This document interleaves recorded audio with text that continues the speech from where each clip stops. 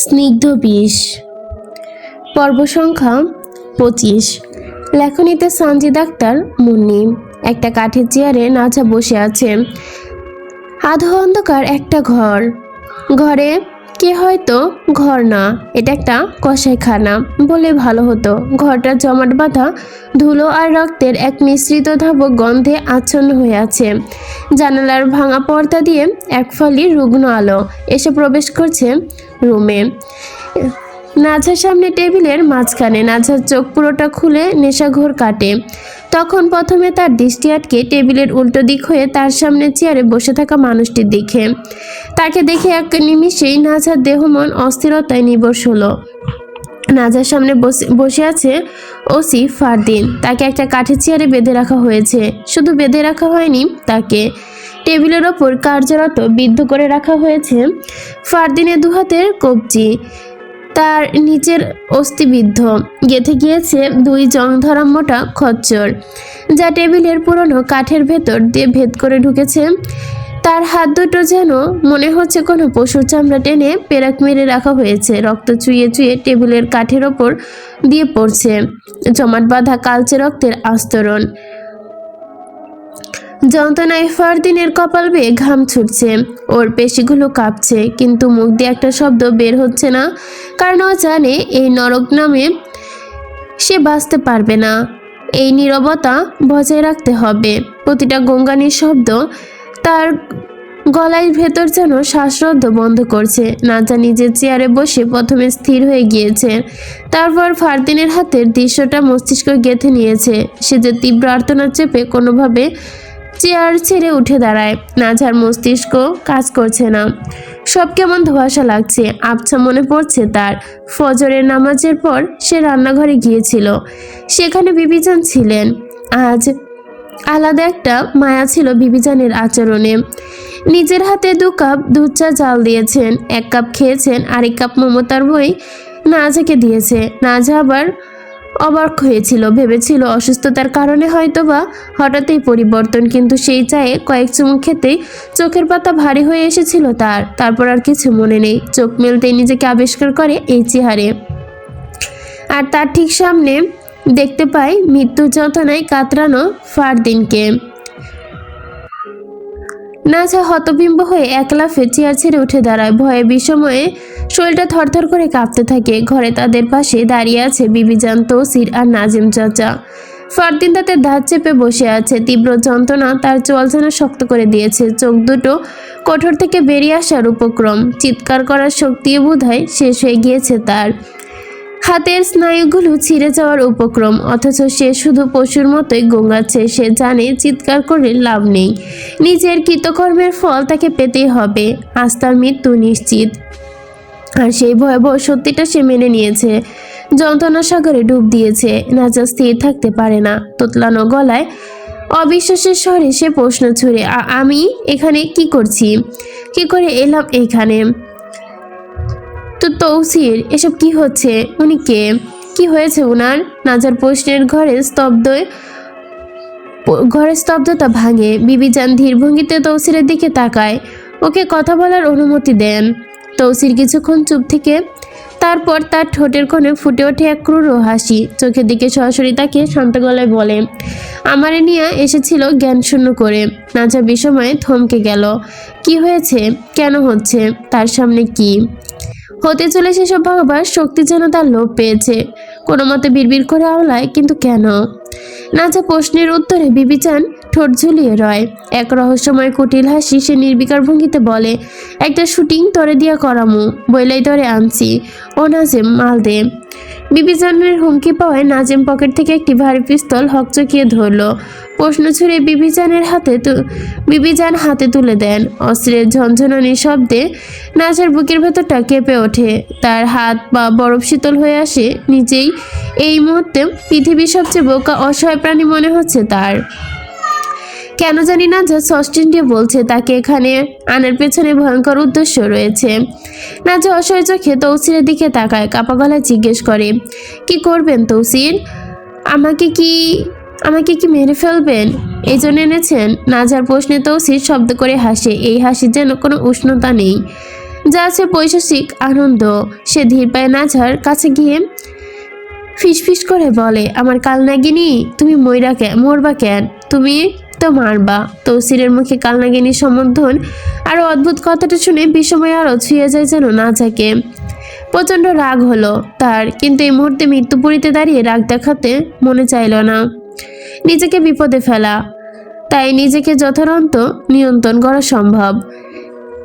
নিয়ন্ত্রণে রেখেও পাল্টা প্রশ্ন করে, মারবো কেন? কাকে মারবো আমি? এই প্রশ্ন করাতে বিবিজান সশব্দে পিস্তল আর ছুরিটা টেবিলের ওপর রেখে ঠিক সামনে রাখে নাঝার।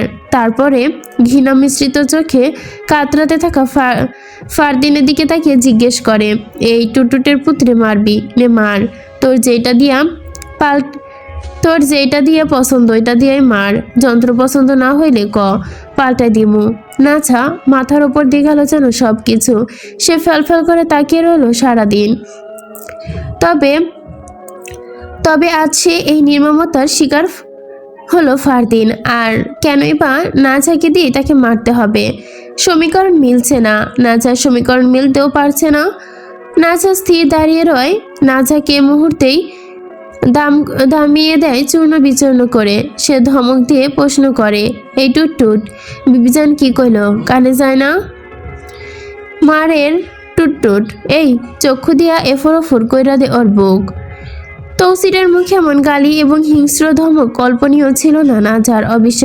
অবিশ্বাসের ভাবেই স্নায়ুতে চাপে নাঝা চিৎকার করে বলে, কেন মারবো আমি? আমি পারবো না কাউকে খুন করতে। নাঝার আর্তনাদ শুনে বিবিজান তার দিকে রুড়ো চোখে তাকায়। সাথে ওনার কণ্ঠে পড়ে চাপড় বিরক্তি। এই টুটটুট, গলা নিচে। বিবিজানের ধমকে নাঝা স্তব্ধ হয়ে যায়। তোমাকে ঠোঁট নাঝাকে চোখ মুখ শুকিয়ে কাট। শেষ ভরসাটুকু হিসেবে তৌসিরের দিকে তাকায়। তৌসির চোখ দিয়ে বিন্দু পরিমাণ মায়া বিশিষ্ট ভরসা নেই। হাত ভাঙা গলায় অনুনয় করে বলে, তৌসির, আমাকে দিয়ে এই পাপ করায়েন না, দোহাই লাগে, আমি পারবো না। নাঝার আকুতি মিশ্রিত কণ্ঠ তৌসিরের মন গলাতে পারল না, বরং সে কক্ষপট অধপক্ষিতেই ফেটে পড়ে। হিমিয়ে শীতল থাকাটা চোখ বাকি হয়। কেন তুই পারবি না কেন? গদ্দারিত্বিতে তুই ওস্তাদি, তাহলে খুন পারবি না কেন? আমার কালনাগিনী। তৌসিরের মুখে আবার কালনাগিনী সম্বোধন শুনে নাঝা নিশ্চুপ হয়ে যায়।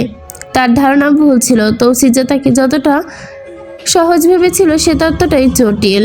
এক ঘৃণা মুখোশধারী পিশাচ এবং তৌসির শিকদার আবেগের পরে ধ্বংসের মূল চালিকায় পৌঁছাতে হবে। ওর বাবার কথাই আজ সত্যি হলো। নীরব অতিরিক্ত আবেগ আর তার ধ্বংসের কারণ হয়ে দাঁড়ায়। ভয়ে নাজার হাতের আঙ্গুলগুলো ঝিরঝির করে কাঁপছে। কপালে জমছে বিন্দু মৃত্যু ঘাম, ঠান্ডা ঘাম। পায়ের মতো পাতায় মেঝে সেটে রয়েছে নরম শক্তি আর নেই যেন তার। এমন সময় হঠাৎই তৌসির টেবিলের নিচ থেকে চকচকে একটা ছোট কুড়াল বের করে। নাঝা বড় বড় চোখ করে সেদিকে তাকায়। চোখের পলক ফেলার আগে তৌসির প্রচণ্ড ক্রোধে ফারদিনের দিকে টেবিলের ওপর রাখা হাতের ওপর এক কোপ বসিয়ে দেয়। আহা! ফারদিনের গগনবিদারী চিৎকার ঘরটা কাঁপিয়ে দেয়। কোপের তরে ফারদিনের হাতে 4টি আঙ্গুল ছুটে পড়ে যায়। একটা কাটা আঙ্গুল ছিটকে এসে লাগে নাঝার কপালে, তারপর সেটা গড়িয়ে পড়ল নিচে। রক্তের ফিনকি ছুটে এসে নাঝার কপালে জমা হয়ে ভিজে যায়। নাঝা চিৎকার করতে চায়, কিন্তু গলার স্বর যেন বের হয় না। বয়সে একবারে ছিটিয়ে গিয়েছে। তার চোখের সামনে বারবার ভাসছে সেই ভয়াবহ দৃশ্য। কোপে আঙ্গুলগুলো বিচ্ছেদ। ফারদিনের হাতের কাটা জায়গা থেকে নলের মতো রক্ত বের হচ্ছে। যন্ত্রণায় 4 দিনে জিহ্বা বেরিয়ে গিয়েছে যেন ফারদিনের। ও পশুর মতো গঙ্গাচ্ছে মেঝের ওপর পড়ে। তার ক্ষণভিরত আঙ্গুল প্রত্যুষর্চার চেয়েও ভয়ঙ্কর সেই দৃশ্য। নাচার মূর্তির মতো দাঁড়িয়ে রইল। তৌসিরের কোরালের এক পাশে ছুঁড়ে ফেলা দেয়। এরপর কোমর থেকে নিজের পিস্তল বের করে সোজা নাচার দিকে তাক করে। সাক্ষাৎ যমদূতের সংহত হুঙ্কার দেয়, হয় তুই গুলি কর, নয় ওরে মার, নয়তো তুই মর। নাজার কপালে চোখে ঘৃণা। তৌসিরের দিকে তাকিয়ে বলে, আমি খুন করতে পারবো না, আমাকে মেরে ফেলুন। তৌসিরের ধৈর্যের সীমা শেষ হয়, আবার হুঙ্কার দেয়, টেবিলের উপর থেকে পিস্তল নেয় আর পিস্তল নিয়ে আর ওরে মার। আমি পারবো না। মাগি ইমোশনাল দেখাস না, মার ওরে। আমি মারবো না, সম্ভব না আমার পক্ষে। নাজার কথা শেষ হতেই তৌসিরের ঠাস করে একটা গুলির শব্দ করে। তৌসি নাজার পায়ের একদম কাছে মেঝেতে গুলি করেছে। আগুনের ফুলিঙ্গ বারুদের গন্ধে ভয়ে চিৎকার করে ওঠে নাজা, আমাকে মারবেন না, আমি মারবো। তৌসির জানে নাজা দুর্বলতা কোথায়। নাজা দুর্বলতা নিজের জীবনের মৃত্যু ভয়। এই ভয় দেখিয়ে ওকে যা খুশি করানো সম্ভব। নাজা বড় স্বার্থপর, এই বড় স্বার্থপর নিজের প্রাণ বাঁচাতে সে সব করতে প্রস্তুত। আর এই দুর্বলতার সুযোগ নেবে এখন তৌসি সারা জীবন। বিবিজান নাজার কাপাতে পিস্তলটা ধরিয়ে দেয়, তারপর দূরত্বে সরে যান। তৌসির পিছিয়ে যেতেই পিস্তল তাক করে রাখে নাজার দিকে। মাঙ্গের নাতি, 5 সেকেন্ডের মধ্যে ট্রিগার চাপবি, নয়তো আমি তোরে মারবো, তারপরে এই জানোয়ারে মারবো। নাজার চোখের সামনে পৃথিবী দুলছে। তৌসির তাকে এত বড় শাস্তি দিল, এত বড় ভয়াবহ পরীক্ষা। সে কাঁপানো হাতে ফারদিনের দিকে পিস্তল তাক করে। না, আমাকে মাফ করে দাও। তৌসির পৈশাসিক হাসি দেয়, করবি না কেন, কর। আমিও করি, তুই বেশি করস, কবরে গিয়েও করিস। নাজা কিছুতে গুলি চালাতে পারে না, সে বিশ্বাসঘাতক হতে পারে কিন্তু খুনি না। তার স্বভাবজাত সত্তা, খুনের অস্তিত্ব নেই। ভেতর থেকে কান্না দলা পাকিয়ে আসে ওর। দেরি দেখে তৌসির ধৈর্যের বাঁধ ভেঙে তিক্ত স্বরে বলে, ওই সিনাল, তোর কলিজায় এত ডর, দাঁড়া বের করতাছি তোর কলিজাটা।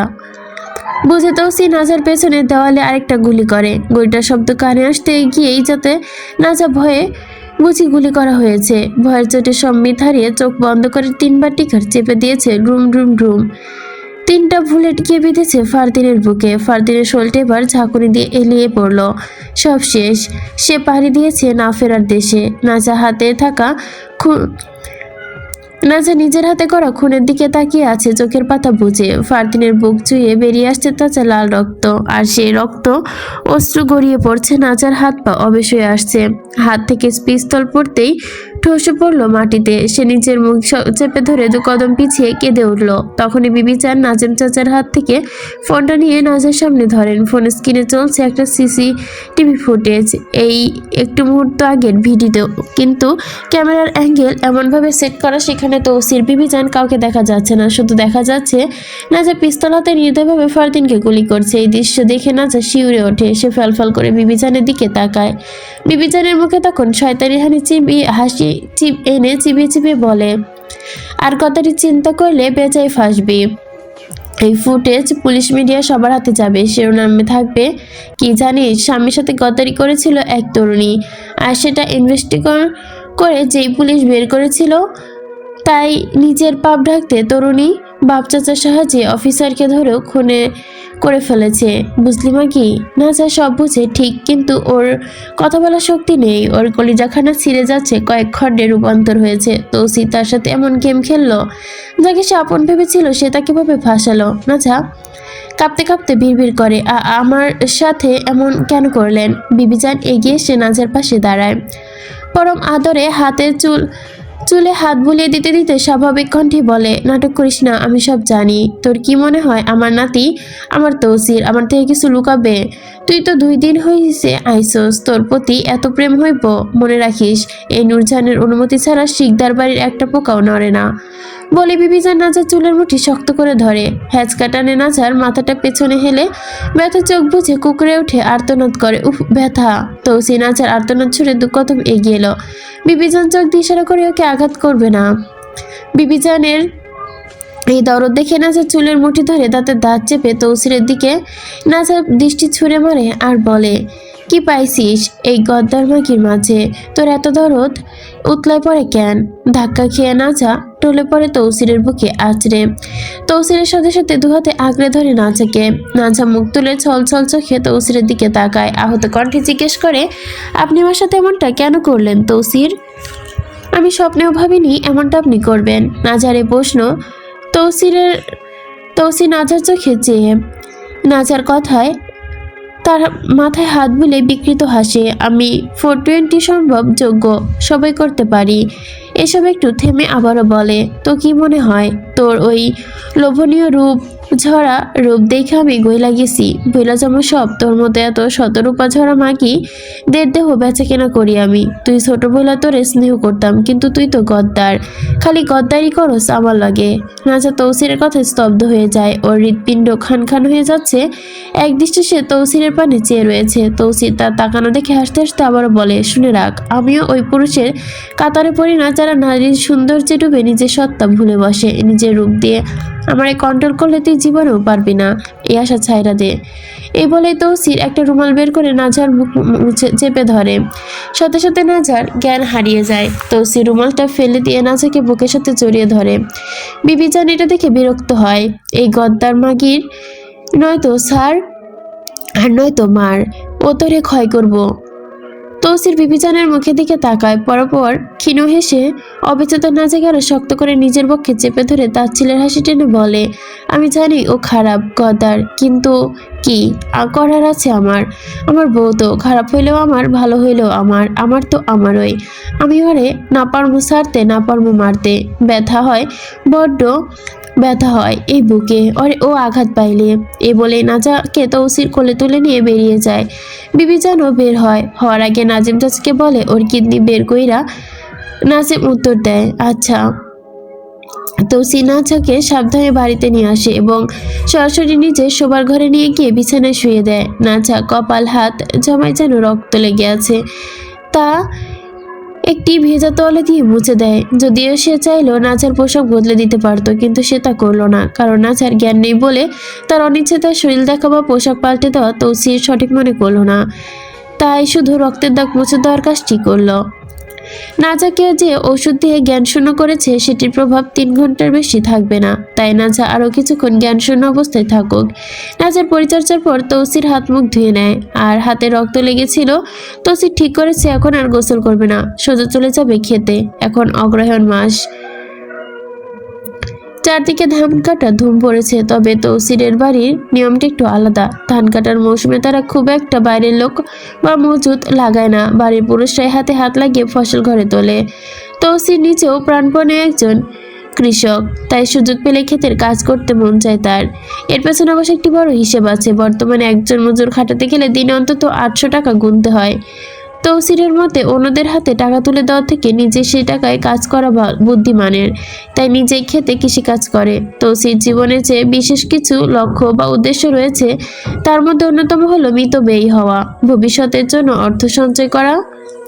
তালুকদার বাড়ির দিক, তালুকদার বাড়ির বিশাল কাটি আজ ভুতুরে নিস্তব্ধতায় মোড়া। এই দৃশ্য ছায়া নেমে এনেছে পরিবারের ওপর। ইকরাবের ছোট বোন ইয়ারাকে জেনে ধরেছে। ইয়ারার বয়স সদ্য 14 পেরিয়েছে, বয়সন্ধি চলমান, এখনো তো চোখ মুখে আছে, কিন্তু গত কয়েকদিন ধরে সে আর আগের মতো ইহারা নেই। তার আচরণে এমন অনেক অমানবিক পরিবর্তন এসেছে। দৃষ্টিতে হিংস্রতা, বুঝতে বাকি রইল না কোনো অশরীরী শক্তি বা জিন ভর করেছে তার উপর। বাড়ির বড় ঘরটি থমথমে পরিবেশে এখন আতর আর লবণের ধোঁয়ায় আচ্ছন্ন হয়ে আছে চারপাশ। মাঝখানে বসে আছে ইয়ারা, ঘরে ঘিরে বসে আছে বাড়ির মুরব্বীরা এবং ইয়ারার সামনে বসে দোয়া পড়ছে একজন অভিজ্ঞ হুজুর। তিনি জিন চালান দিয়ে কথা বলার চেষ্টা করছেন। ইয়াবার শরীর মাঝে মাঝে ধনুকের মতো বাঁকা হচ্ছে, মুখ দিয়ে বের হচ্ছে অমানবিক সব গর্জন। হুজুর কড়া গলায় প্রশ্ন করেন, কে তুই? কেন এই মাসুম মেয়ের ক্ষতি করছিস? কি চাই তোর? ইয়ারা হঠাৎ ছটফটানি থেমে দেয়।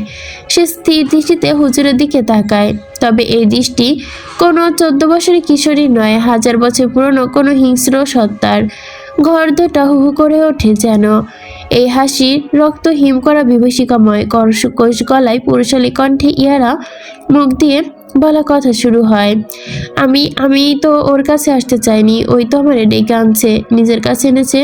উপস্থিত সবাই ভয় পায়, যদিও এগুলো নতুন কিছু নয়। জিন বলতে তার ভয়ঙ্কর অভিযোগ ফিরিস্তি ওর যখন গোসলখানায় যায়, লজ্জা শরমের মাথা খেয়ে সম্পূর্ণ উলঙ্গ হয়ে গোসল করে। শুধু তাই না, অশ্লীল সব গান গায়। সেই সুরে তার নগ্ন শরীর আমাকে চুমুকের মতো আকর্ষণ করে। আমি থাকতে পারিনি দূরে।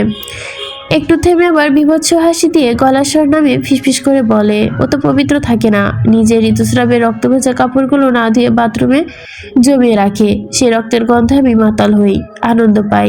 সেই গন্ধে পাগল হয়ে আমি ওর ঘাড়ে চেপেছি। ইকরামের মা বাবা লজ্জায় আর ভয়ে মাটির সাথে মিশে যেতে চাচ্ছিল, কিন্তু জিন থামে না। সে একের পর এক ইয়ারার অসতর্ক জীবনযাপনের কথা বলে যেতে লাগে। রাতে যখন ঘুমায় তার শরীরে ঠিকমতো কাপড় থাকে না, অর্ধলঙ্গ হয়ে শোয়। এই সুযোগে আমি আরও কাছে আসার সাহস পেয়েছি। সে অতিরিক্ত সুগন্ধি মাখে, ওর তীব্র ঘ্রাণ আমার মতো সত্তাকে পাগল করে দেয়। সারাক্ষণ সে আয়নার সামনে দাঁড়িয়ে নিজেকে দেখে। নিজের রূপ নিয়ে বাড়াবাড়ি আমার সহ্য হয় না, তাই আমি ওকে ধরে রেখেছি।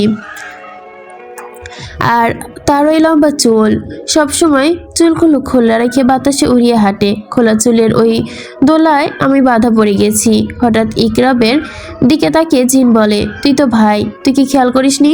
সূর্য ডোবার সময়, ঠিক মাগরিবের আজানের সময় ও চুল খুলে বারান্দা বা ছাদে হাঁটছে। ও জানে না ওই সময়টা আমাদের বিচরণের সময়? খোলা চুল যখন বাতাসে উড়ে তখন জিনের বাদশা হলেও নিচে আটকে রাখতে পারে না। আমি তো সাধারণ একটা জিন মাত্র, ওর চুলের ফাঁদে আটকে পড়েছি। এবার জিনটি ইকরামের বাবার দিকে আঙুল তুলে হুঙ্কার দিয়ে বলে, ও নামাজ পড়ে না, শৈলের কোনো হিসাব বা সুরক্ষা নেই। ও এখন খোলা দরজা, আমি সেই দরজা দিয়ে ঢুকেছি। এখন আমি আমাকে বের করা তো সহজ হবে না। ও আমার, শুধুই আমার। আমি ওর সাথে অসহস্রবার মিলিত হয়েছি। আমি ওকে নিয়ে খুব শীঘ্রই চলে যাব। অবশেষে জিন হুঙ্কার দিয়ে ওঠে। ও নিজের বিপদ ডেকে এনেছে, এখন আমাকে তাড়াবে সাধ্যকার। কেউ বুঝে উঠতে পারে না। সবাই একসাথে তেলাওয়াত শুরু করে দেয়। তেলাওয়াত শুরু করতে ইহারার মুখ দিয়ে গোঙানি শব্দ বের হয়, অতঃপর সে জ্ঞান হারায়।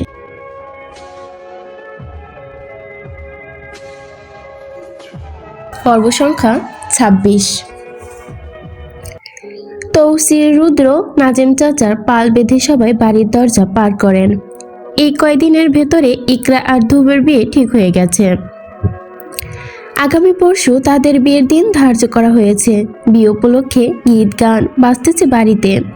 বিকেলের সময় এখন গ্রামের মহিলারা একে একে এসেছে বাড়ির নাচ গান এসবে তাল দিতে। বাড়ি ভর্তি আজ মহিলা মানুষ।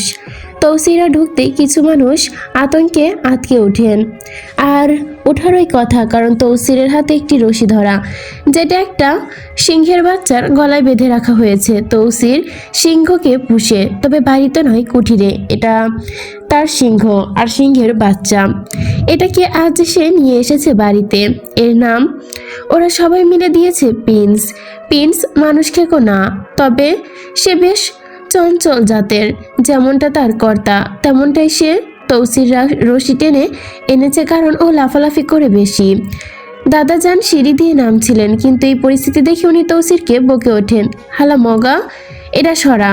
তৌসির সবাইকে উদ্দেশ্য করে বলে, ভয় পায় না আপনারা, এটা কারো কোনো ক্ষতি করতো না, গুতা দিত না, এটা ভদ্রজাতের প্রাণী। সিমরান তৌসিরের পাশ দিয়ে চায়ের ট্রে নিয়ে যাচ্ছিল। তৌসিরের মুখের ভাষা শুনে নাক ছিটকে ওঠে। কথায় কথায় গালি দেওয়া ছাড়া তুমি আর কিছু পারো না ভাইজান। তৌসির সিমরানের কথায় ওপর দিয়ে গ্রীবা হেলিয়ে তাকিয়ে বলে, আমি মিসকিন মানুষ, গালি ব্যতীত আমার কাছে দেওয়ার মতো কিচ্ছু নাই, তাই আমি কথায় কথায় গালি দেই। তৌসিরের কথায় সবাই হেসে ওঠে। সিমরান আর কিছু বলে না। তৌসির প্রিন্সকে নিয়ে বসার ঘরের এক কোণে সোফায় গিয়ে বসে। ইনডোর খেলার বিষয় নিয়ে আলাপ করতে থাকে। তাদের এসব আলাপের মাঝখানে ওর কানে আসে বিবিচানের একটি কথা, আর তা হলো উনি গ্রামের মহিলাদের বলছে, এই দেখ আমার তৌসিরের বউ, একদম রূপে রূপাঞ্জনা, আনছি আমার নাতির লেগা বাচ্চা। দেখছোস, নাকমুখ একেবারে চুরির মতো ধার। এটা শুনে তৌসির আর কথা বলতে পারে না তাদের সাথে। মন কচ হয়ে উঠে এই কথায়। জানান দেয় তার নাজা এখানে এসেছে। পেছনে ফিরে সে সেই দিকে তাকায়, দেখে নাজা হাতে সুপারির থালা নিয়ে দাঁড়িয়ে আছে সবার সামনে। আজ নাজার একটি গাঢ় পান্না সবুজ রঙের সালোয়ার কামিজ পরেছে। কামিজের গলা, হাতার হাফ এবং নিচের অংশ রূপালি সুতোয় কাজ করা। মাথার ড্রেসের সাথে মিলিয়ে একই কালারের সিল্কের গর্জিয়াস ওড়না, দোপাট্টা টানা। তৌসিরের চোখে অবাধ্য চাহনি, তৃষ্ণার্ত দৃষ্টি আটকে গেছে তার সবুজ বাঘিনীর ন্যায়। আর পারছে না সে তা ফেরাতে। নাজা খুব শান্তভাবে কথা বলছে সবার সাথে। কথা বলতে যে যা জিজ্ঞেস করছে তার হ্যাঁ না মাথা নাড়াচ্ছে। তৌসিরের কানে আসে নাজার প্রশংসা গাওয়ার কথা। এক বৃদ্ধা কাশতে কাশতে বললেন, নূরজাহান, নাতির বউ তো আনো নাই ঘরে, আনছো তো দিহি চাঁদের টুকরা। আজকাল এমন সুন্দর মাইয়া তো সাত কপালের ভাগ্য। তোমার নাতির নিয়তে তো আটকাই গেছে এমন হুর। আরেকজন বলে ওঠে, এমন আসমানের চাঁদের মতো সুন্দর মাইয়া তো মশাল দিয়ে খুঁজাও পাইতাম না। চোখ সবুজ না হইলেও আরো সুন্দর লাগতো। শেষের কথাটা তৌসিরের গায়ে লাগে। যে চোখের চাহনি তৌসিরকে ঘায়েল করে, সেই চোখ না হলে ভালো হতো। বাঙালি তো খুদ ধরবেই। তৌসিরের রাগ হয়, খুব রাগ হয়। এর মাঝে কেউ একজন বলে, নয়া বইয়ের হাতে তো দেখি মেহেন্দি টেহেন্দি নাই, আনো লাগাই দেই। দেবরের বিয়ে উপলক্ষে সেও না হয় একটু পৈরাণিক। বিবেচান সহমত পোষণ করে হেসে বলে, হ্যাঁ হ্যাঁ, লাগাও লাগাও। আমার নাতির নামও লেখা দাও, একেবারে গাঢ় কইরা। এই বলে বিবিচান নাজাকে হাতে ধরে টেনে এনে সবার সামনে মাঝখানে সোফায় বসায়। নাজা সারা অঙ্গ ঝলসে যাচ্ছে এইসবে। সে কিছু করতে পারছে না। ইজ্জতের ভয়ে আর প্রাণের ভয়ে বিবিচান ওকে তৈরি করিয়ে নিয়ে এসেছে। এখানে আসার আগে জব্বার হুমকি দিয়ে এসেছে। তালাতে মেহেদি নিয়ে আসে সিমরান। এখানে হচ্ছে তালা না থালা হয়তো বা। নাজাকে কাঁদতে ইচ্ছে হচ্ছে, চিৎকার করে কাঁদতে কি ইচ্ছে করছে তার অত্র কাহিনীতে। ভালো লাগছে না তার এগুলো একদমই না। নাজার মানসিক অবস্থা বিপর্যয়ের চরমে। সকালবেলা থেকে সে লাল করেছে রক্তে সে হাত এখন লাল করবে মেহেদিতে, তাও তৌসিরের নাম দিয়ে। না, নাজার পক্ষে এ সম্ভব না। নাজা বিপর্যয়ে থমকানো বৃথার চেষ্টায় মাথা নিচু করে আমতা আমতা করে বলে, আজকে থাক, বিয়ে বাড়ি অনেক কাজ, আমি আম্মাজানের সাথে একটু সাহায্য করি গিয়ে। বিবি জানার বাহানা বুঝে বিরক্ত হয়ে একটু ধমকেই বলে, তোর কাজ করতে হবে না, নয়া বউ তুই, তোর কাজ কি, তুই মেহেদি পর। এই বলে বিবি জান গ্রামের দুই মহিলাকে নিয়ে তাকিয়ে বললেন, সাদিয়ার মা আর সোফিয়ার মা, লাগাও তো সুন্দর মেহেন্দি আমার নাতবের হাতে। বিবিজানের কথায় সেই মহিলা মাথা নেড়ে হাসে, বলেন, সে তো লাগিয়ে দিচ্ছি। এই বলে ওনারা নাজার সামনে এসে বসে পড়েন, দুপাশে দুজন হাত নিয়ে। তারা বলেন, হাত দাও তো মা।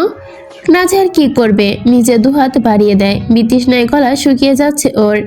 নাজা মুখ তুলে চারপাশে একবার তাকায়, তখনই তার চোখ পড়ে তৌসিরের দিকে, যেখানে রুদ্র স্পিকার সেট করছে গান বাজানোর জন্য। সবাই হাসি ঠাট্টায় মেতে আছে, কিন্তু তৌসির এসবের কিছুই করছে না। সে মোহবিষ্ট নেত্রে নাজার দিকে তাকিয়ে। তৌসিরের এই চাহনি নাজার অন্তরের অন্তঃস্থল মুচড়ে ওঠে। আগে যখন তৌসির ওর পানে এভাবে তাকিয়ে থাকতো, নাজার মনে হতো তৌসির হয়তো তাকে ভালোবেসে ভাবে তাকাচ্ছে, কিন্তু এখন এই ধারণা সম্পূর্ণ ভুল। ভুল মানে সম্পূর্ণই ভুল। তৌসির তাকে ভালোবাসেনি, আপন ভাবেনি। এতদিন যাই করেছে সবই ছিল ধোঁয়াশা, সবই ধোঁয়াশা। এটাই ভেবে নাজার বড্ড কষ্ট হচ্ছে, বড্ড বেশি কষ্ট হচ্ছে। কি করে পারলো তৌসির ওকে দিয়ে খুন করাতে? এতটা নিচু কাজ কিভাবে করলো? নাজা তৌসিরের থেকে চোখ ফিরিয়ে নেয়, আর তাকাতে চায় না তৌসিরের পানে, আর কখনো তাকাবেও না। এটাই শেষ তাকানো। সে সিদ্ধান্ত নিয়েছে যতদিন তৌসিরের বাঘিনী হয়ে থাকবে, ততদিন সে তৌসিরের সাথে না বলবে কথা, আর না তার দিকে তাকাবে না সে এই মানবের দিকে, যে তাকে আটকে রাখার জন্য হাজার পথ থাকা সত্ত্বেও নিকৃষ্ট একটা পথ বেছে নিয়েছে, যে নিজের বিবেচনার কথায় তাকে মেরেও ফেলতে পারে। নাজা যখন তৌসিরের দিকে চেয়েছিল, অতিশয় শান্তি অনুভব করেছিল তৌসির তাতে, কিন্তু যখন সে চোখ ফিরিয়ে নিয়ে ঘৃণা তাচ্ছিলে, তখন মনে হচ্ছে একটা ঘৃণার পাহাড় তৌসিরের বুকে ধসে পড়েছে। মেহেদি নাজার হাতের পাতায় লেখা হয়েছে তৌসির, আর তার হাতের পাতায় লেখা হয়েছে মেয়র সাহেব, অপর হাতের পাতায় লেখা হয়েছে মেয়র সাহেব। নাজা এক দৃষ্টিতে হাতের দিকে তাকিয়ে রয়। কি ভয়ঙ্কর পরিস্থিতি সে পড়ল। নিজের খুরা খাদে নিজেই পড়ল, খুবই বিধ্বস্তভাবে পড়ল। যে মানুষটা নিজের স্বার্থে তাকে খুনি বানালো, সেই মানুষটাকে সে ঘৃণা করে, তার নাম ওই হাতে লিখেছে, আর সেটা নীরবে তাকে দেখাতে হচ্ছে। গ্রামের মহিলারা টুকটাক গীত গান গাইছে, তার মাঝে স্পিকারে রুদ্র বাজায়, এবারের খাইলাও তুমি রাজি, আমি ঘটক পাঠাইমু, তোমার লইয়া আমি সারা সিলেট শহর ঘুরামু, আমেরিকা প্যারিস শহর যাইমু রে লন্ডন, মিডিল ইস্ট সব দেশ ঘুরমু, খালি আমরা যে দুইজন। তোমার লম্বা মতো খান থও, গম্বগিনি গাড়ি লও, এত হস্তয়নি ফালাইয়া তাই। আমার মন সোনা পাখি গো, আমার লক্ষ্মী পাখি গো, আমি দেশে দেশে ঘুরি আমার ময়না লাগি গো, আমার প্রেমের সাগর গো, আল্লাদের ঠুকুরা গো, আমি মন দিমু দিল দিমু, তুমি কথা রাখলে গো। সেদিন সামলিয়ে তৌসিরের পাশে বিবিজান এসে দাঁড়ায়। এত নাজার আড়ালে হয়েও তৌসিরের দৃষ্টি হতে তৌসির বিবিজানের দিকে মুখ ঘুরে তাকায়, জিজ্ঞেস করে আমার সিনাল ফ্যাত ফ্যাত করতেছে নাকি। আর বিবিজান আলতো মাথা নাড়িয়ে উত্তর দেয় না, এক ডোসে ঠিক হয়ে গেছে। তৌসির আবারও জিজ্ঞেস করে ভাত খাইছে? খাইছে।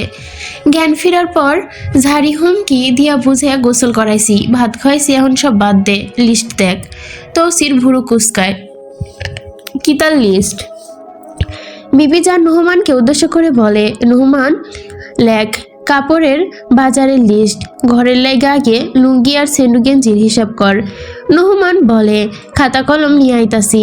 নিয়ে আয়। তৌসির লুঙ্গির গেঞ্জির কথা শুনে মিনহাজ মামাকে জিজ্ঞেস করে, মামা লুঙ্গির দাম কত নিম্নে? মিনহাজ মামা একটু ভেবে উত্তর দেয়, 350 হয়তো। 450 শুনে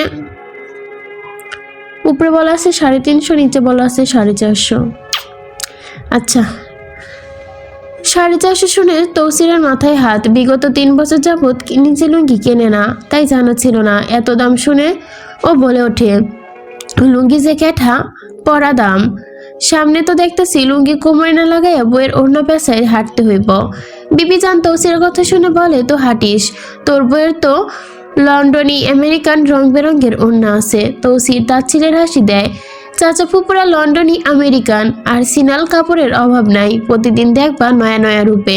আমি সাফ সাফ বলছি, আমি ওরে 2 ঈদে 2টা দিমু, তাই যেন নয়াগুলা যত্ন করে তুইলা রাখে। বিবিজান বিরক্তি প্রকাশ করে, কেন 2টা দিবি কেন? ও তোর বউ, এত টাকা পয়সা দিয়ে তুই কি করবি? ওর যা মন চায় পরবো, খাইবো, যা চাইবো তাই খাওয়াইস, তাই পড়াইস ওরে। মনে রাখিস টাকা পয়সা হাতের ময়লা, শখ যেন অপূর্ণ না থাকে। তৌসির মুখ বাঁকিয়ে বলে, দিমু তো, তবে সীমিত, খুবই সীমিত, এত টুটটুট মারাইয়ার প্রয়োজন নাই। নাজিম চাচা তৌসিরের এমন হাড়ি কিপটে মিতে খুবই বিরক্ত। উনি বিবিজানের কাছে বিচার দেন, আমার একটু বুঝাইয়া কত একটু কম কিপটামি করতে, নিজে একটা জায়গা পর্যন্ত কিনে না, আমারা 2টা আছে ওইটা নিয়েও টানাটানি করে, বেশরম একটা। বিবিজানকে বিচার কি করবে? উনি উল্টো নাজিম চাচার দিকে আর চোখে তাকালে, তোর শরম করে না? ভাতিজা যখন তোর জায়গা নিয়ে টানাটানি করে তখন তুই ওইগুলো ওরে দিয়ে দিলেও তো পারস, নিজে নয়া 2টা কিনে নিতে পারস না? নাজিম চাচা মায়ের কথায় বড়ই হতাশ হয়। উনি আর সুবিচার পেলেন না। তৌসির হাসতে হাসতে বলে, অন্যের পাশায় বাঁশ ঢুকাইতে গিয়ে নিজের পাশায় তালগাছ ঢুকা গেছে বলেই হইল অতি চালাকের গলায় দড়ি। মিনাজ মামা নাজিম চাচার কাঁধে হাত দিয়ে সমবেদনা দিলেন। বিবিজানকে বলল, খালাম্মা তুমি কিন্তু আমার বন্ধুর সুবিচার দিলা না। বিবিজান গায়ে চাদরটা ঠিক করে ওদের পাশে সোফায় বসে পড়ল। আমার মেজাজ খারাপ। মিনাজ মামা যেমন তৌসিরের মামা, তেমনি বিবিজানের ছোট বোনের ছেলে, অর্থাৎ তৌসিরের মা হলো তৌসিরের বাবার খালাতো বোন। মিনাজ মামা মেজাজ খারাপ কথাটা শুনে কপাল ভাঁজ করে ফেলে জিজ্ঞেস করেন, আমি কিতা কইলাম আবার?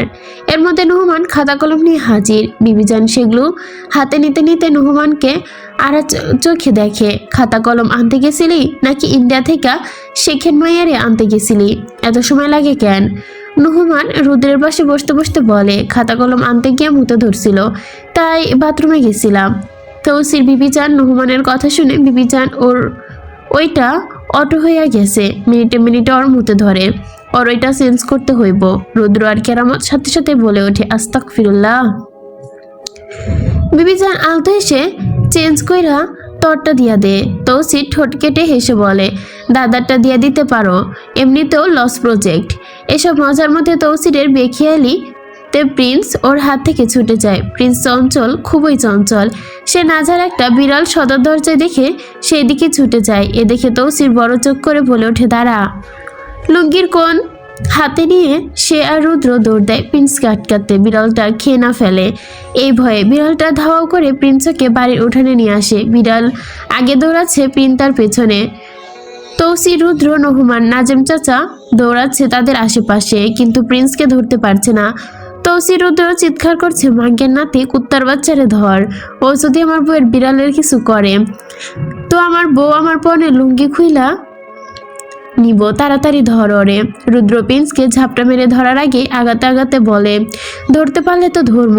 তৌসি সুযোগ বুঝে প্রিন্সের গলার রশি টেনে ধরে বলে, তাকে আটকায়। আর রুদ্র বিড়ালটা খুলে নেয়। প্রিন্সকে ধরে তৌসি নাজেম চাচা তার বেশি রশি ধরে নিয়ে বলে, তুমি কষ্ট কইরা ওরে কুঠিরে নিয়ে যাও, আমি আইতাছি। তৌসি নাজিম চাচার হাতে প্রিন্সকে দিয়ে রুদ্রের কাছ থেকে বিড়ালটা কোলে নিয়ে বাড়ির ভেতরে প্রবেশ করে। নাজা এগিয়ে যায়। নাজা ভেতরে ফেটে যাচ্ছিল এতক্ষণ, কিছু করতেই পারছে না আর না বলতে।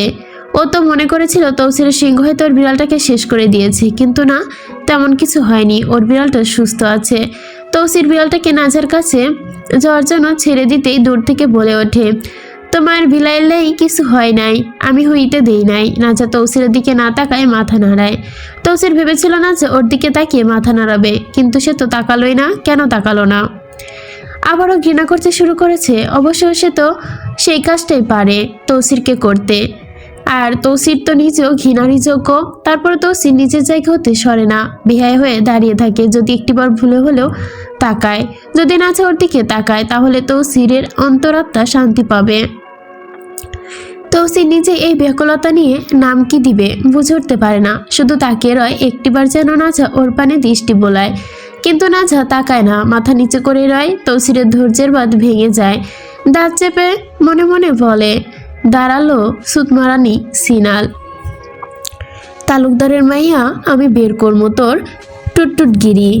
একবার খালি একলা পাই তোরে, তোর টুটুটের ঝাল আমি থাপড়াইয়া নামামো, নটি কোথাকার।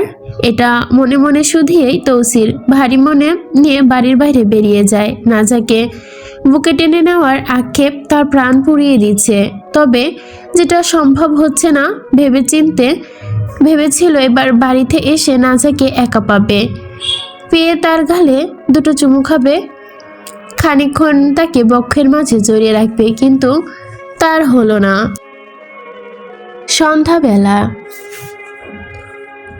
সন্ধ্যার পর মার্জাভিলা আজ একটু উৎসাহের স্বর্গরাজ্যে রূপ ধারণ করেছে। চারদিকে আলো, হাসি, সুর আর মানুষের ভিড়ে উৎসবের রং ছড়িয়ে পড়েছে। বিকালের হালকা সোনালি আলো মিলিয়ে যাওয়ার সঙ্গে সঙ্গে পুরো বাড়ি উঠোন জুড়ে জ্বলে উঠেছে হাজারো ফোয়ারি লাইট। বাতাসে ভেসে বেড়াচ্ছে গাধা ও রজনীগন্ধার মাতাল করা সুর।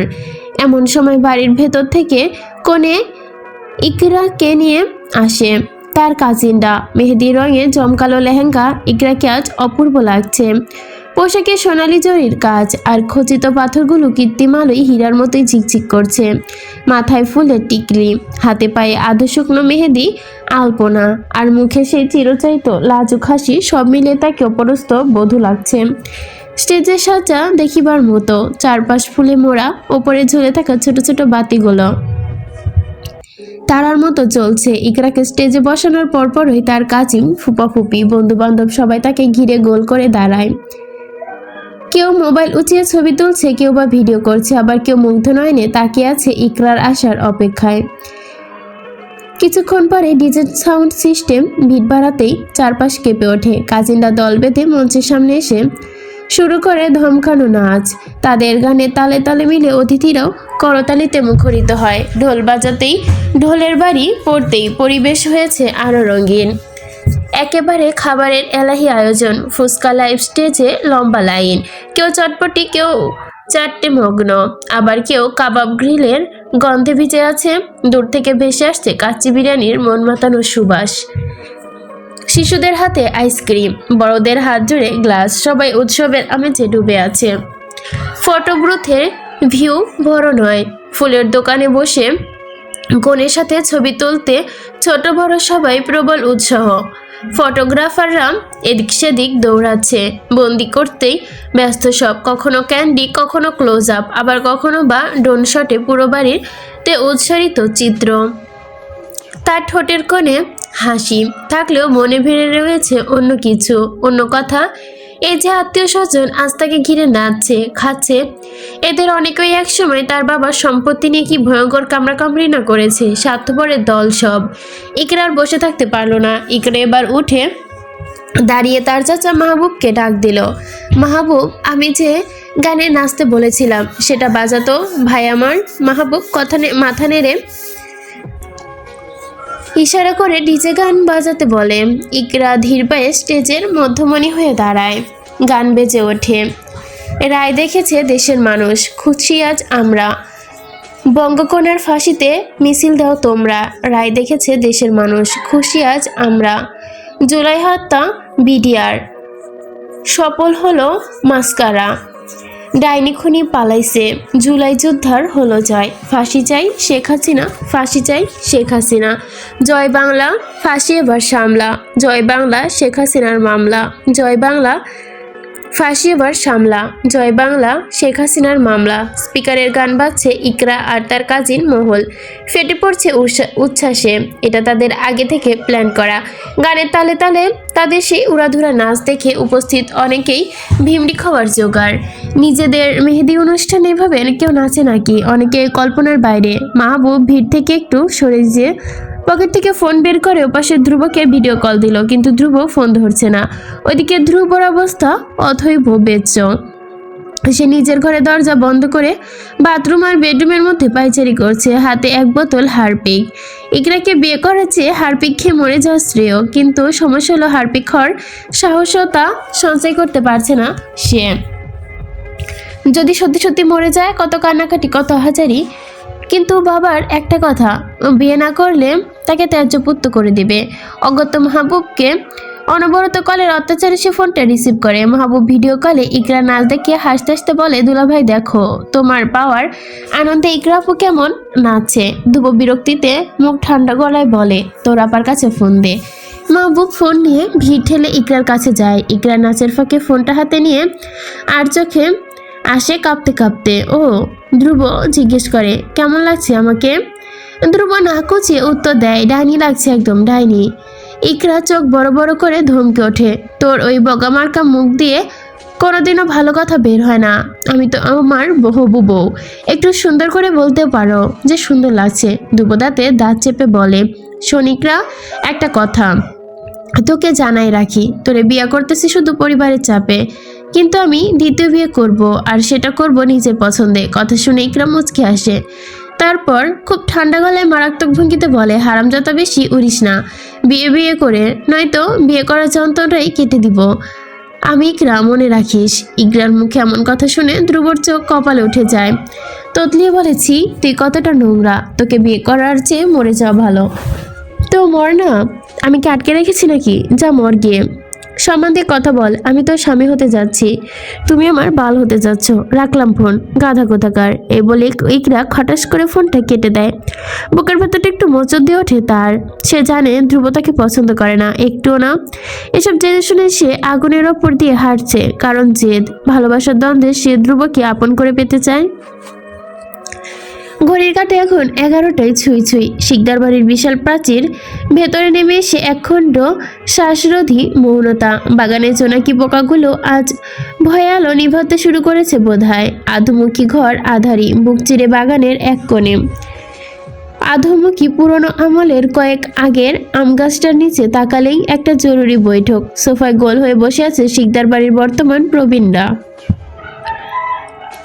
তৌসির, তার বাবা, দাদা এবং পরিবারের সব শক্ত খুঁটি বিবিজান তাদের ঘিরে আছেন। তৌসিরের পাঁচ চাচা, সাথে মিনাজ মামা, রুদ্র রহমান, কেরামত। সবার দৃষ্টি নিবদ্ধ টি টেবিলের ওপর। সেখানে দৃষ্টি স্থির চিত্র কিছু। এই স্থির চিত্রগুলো সাধারণ ছবি নয়, এটি একটি চলন্ত আগ্নেয়গিরি। এক একটা আছে রোহমর্ষ চিত্রপট। তৌসিরের দৃষ্টি সেটিতেই স্থির। তার চোখে জমে আছে প্রশস্ত কঠোর মৌনঢিবর স্তব্ধতা, কিন্তু বুকের ভেতরটা দুমড়ে মুচড়ে যাচ্ছে। মনে হচ্ছে কোনো এক অদৃশ্যর হাত ওর হৃৎপিণ্ডটাকে সজোরে টানছে, ধীর গতিতে টানছে। জিহ্বা শুকিয়ে কাঠ হয়ে গেল, চোয়াল শক্ত হয়ে আসে তৌসিরের। কিছু মুহূর্ত ছবির দিকে তাকানোর পর তৌসির হাতটা অবেচনে এগিয়ে যায় টেবিলের দিকে। আঙ্গুলের ডগায় উঠে আসে এক টুকরো ছবি, কিন্তু তাতে যে ঘোর ভয়ঙ্কর দৃশ্যপট আটকে আছে তার জীবন্ত বিভীষিকা। ছবি দেখা যাচ্ছে ওসমানের নামের এক পৈশাচেরী পুরুষ, যার উদ্যোক্তা এক তীক্ষ্ণ ছুরি, যার আগা গেঁথে গেছে এক নারীর নিচের স্তনের মধ্যখানে। এটা গেঁথে গিয়েছে পৈশাচিক আনন্দে, হাসতে হাসতে শেষ হয়ে যাচ্ছে। সাথে তো আছেই চারদিকে রক্তের আলাপনা। ছবির দিকে তাকিয়ে তৌসির মেয়ের মেরুদণ্ড বেয়ে যেন জমাট বাঁধা রক্তের স্রোত বইল। খুন মানুষ করে, কিন্তু এতটা নৃশংসতা, এতটা বিভৎসতা আদৌ কিভাবে করতে পারে? কে সে? মানুষ? বোধহয় সে মানুষ নয়। তৌসির খুন করে তথাকথিত এতটা নির্দয়ভাবে কখনোই সে করে না। নারী বলে কথা, তাতে তো একটু মায়া হওয়ার কথা। মারা গেছে, কিন্তু তৌসিরের অস্বস্তি শুধু খুনের দৃষ্টিপথ না, তার চোখ আটকে গেছে আঘাতের চেহারায়, ওয়াসিসের চেহারায়। এই যে তার প্রতিবিম্ব, আয়নায় দাঁড়ালে যেমন নিজেকে দেখা যায়, ওয়াসিসও ঠিক তাই। পার্থক্য শুধু সময়ের ছাপ আর জীবনযাত্রায়। তৌসিরের গালে সদ্য গজানো খোঁচা খোঁচা দাড়ি, আর ওয়াসিমের গালগুলো জঙ্কি দাড়ি। আর একটা সূক্ষ্ম পার্থক্য, ছবি লোকটার গায়ের রং রোদে পোড়া তামাটে ভাব, আর তৌসিরের দুধে হালতা ফর্সা। তৌসিরের ঘোর কাটে, সবার দিকে তাকিয়ে প্রশ্ন করে, গুজরাট আর তামিলনাড়ুর অন্ধকার জগৎ ছেড়ে উত্তরপ্রদেশে রাজত্ব করতে এসেছিল কিভাবে? ওকে তো গুজরাটে রাখা হয়েছিল। দাদাজান বিরক্তিতে চিবুক নেড়ে অসূচক শব্দ করে, গম্ভীর হয়ে বলে, এই গাধা আমারও ঘুম হারাম করছে। ও উত্তরপ্রদেশে গেলে কি করে? কার ইশারায়? আর আজ 2 বছর পর এইটুকু তথ্যর কাছে এলো, আর এর মধ্যেই ও বিভীষিকা হয়ে উঠেছে। তৌসিরের বাবা ছেলের মুখের দিকে তাকিয়ে চোখ গভীর উদ্বেলিত করে জিজ্ঞেস করে, এখন কি করবি বাবা? তৌসির হাতের ছবিটা আলতো করে টেবিলে নামিয়ে রাখে। তার বুক চিরে বেরিয়ে আসে একটি দীর্ঘশ্বাস। তারপর ইস্পাত কঠিন গলায় বলে ওঠে, আমি ওর সাথে দেখা করবো, কিন্তু তার আগে আমি নেদারল্যান্ড যাইমু। ছোট্ট জন্ডে খুঁজা বের করা এখন সবচেয়ে জরুরি। তন্ময় চাচার কপালে চিন্তার ভাঁজ ফেলে বলে, কিন্তু ও তো আদৌ কিছু জানে? কিন্তু জন্মে নিজের অস্তিত্ব ওর কি কিছু মনে আছে নাকি? তৌসির জবাবে বড্ড নির্লিপ্ত ধারায়, ওর মনে থাকার কথা। রক্ত কথা বলে, মেজো চাচা, আমার যেহেতু মনে হয় ওরও থাকবে। কথার মাঝখানে হঠাৎ বারুদ জ্বলে ওঠে। বিবিজান সোজা হয়ে উঠে দাঁড়ায়, হুঙ্কার দিয়ে ওঠেন, আমি এসব শুনতে চাই না। কে কোথায় গেল, কে হারালো, রসাতলে যাক সব, শুধু একটাই কথা, তামিলনাড়ু, ওই জমি আর টাকা শিকদার বাড়ির হওয়া চাই, আর তার সমাধান। আমার তৌসিরের গায়ে যেন একটা আঁচও না লাগে। যদি আমার নাতির কিছু হয় তো আমি নূরজাহান কসম কইরা কইতাছি, এই শিকদার বাড়ি আমি নিজের হাতে ঝালাই দিব। মনে রাখো তৌসিরের দাদা। কথাগুলো বাতাসে ভাসিয়ে দিনে তিনি নিজের গায়ে চাদর ঠিক করতে করতে গটগট করে বাড়ির ভেতর চলে যাওয়ার জন্য পা বাড়ায়। বিবিজান যাওয়ার পথে দিকে তাকিয়ে তৌসিরের ঠোঁটের কোণে টেনে এক চিলতে ম্লান হাসি। এই দর্ঘ প্রতিশালী নারী তাকে বড্ড ভালোবাসেন। এই শাসন আর হুমকিটুকু সবাই ভালোবাসার বর্ম। তৌসির এবার উঠে দাঁড়ায়। সবাই অভয় দিয়ে বলে, আপনারা চিন্তা করবেন না, ওয়াসেম আমার ছায়া মারাতে পারবে না। কথাটা বলে সে যখন বাড়ির অন্তর্মহলের দিকে পা বাড়াবে, তখনই তার ষষ্ঠীন্দ্রিয় সজাগ হয়ে ওঠে। বাড়ির পুরানো জর্ণশীর্ণ প্রাচীর ভাঙা অংশের দিকে তাকাতেই মনে হয় অন্ধকারে সেখানে জমাট বেঁধে আছে। সেই অন্ধকারের আড়ালে কেউ একজন দাঁড়িয়ে শিকারী বাঘের মতো ওত পেতে আছে। তৌসিরের পথ থমকে যায়। ইশারা করে সবাইকে চুপ থাকতে বলে। নিঃশব্দে বিড়ালের মতো পা ফেলে সেদিকে এগোতে থাকে। কোমরে হেলমেট থেকে হেলস্টার থেকে পিস্তল বের করে চোখের পলকে এক রাউন্ড গুলি ছড়ে ওই ভাঙা দেওয়ালের সাথে। তার সাথে নিস্তব্ধতা খান গর্জন করে ওঠে, কোন খাঙ্কির পোলারে, এখন যদি কেউ ঘাপটি মেরা থাকে জলদি বাহির হ। উত্তরের অপেক্ষা না করে তৌসির দ্বিতীয় গুলি চালায়। উপস্থিত সবাই হতভম্ব, কিন্তু বুঝে ওঠার আগেই বিপদের গন্ধে তৌসিরের দিকে ছোটে।